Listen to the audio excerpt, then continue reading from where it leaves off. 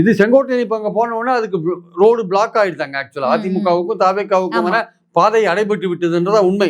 இதுக்கப்புறம் வந்து போனா செங்கோட்டையன் நிலைமை வரதாம போயிடும்.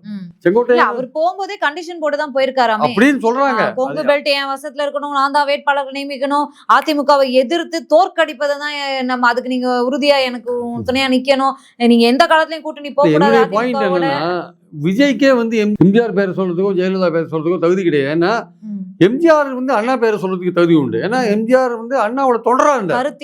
கருத்தியல்ல அவர் தலைவரா ஏத்துட்டவர். அவர் வெளியில வந்தப்பறம் அண்ணா பேர்ல கட்சி ஆரம்பிக்கிறதுக்கு முழு தகுதியுடையவர்.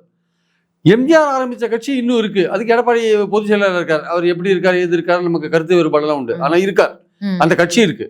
எம்ஜிஆருக்கு வாரிசா ஜெயலலிதா இருந்தாங்க. விஜயகாந்த் விஜயகாந்த் ரசிகர்கள்லாம், விஜயகாந்த் தொண்டர்கள்லாம் வந்து விஜயகாந்த் கருப்பு எம்ஜிஆர் சொன்ன போது விஜயகாந்த் ஜெயலலிதா இறந்து சொன்னாங்க, எம்ஜிஆரை வந்து நம்ம மட்டும்தான் கொண்டாட முடியும், வேற யாரும் கொண்டாட முடியாது, சில பேருக்கு பித்தம் தலைக்கேறி விட்டதுன்னாங்க விஜயகாந்த் பத்தி.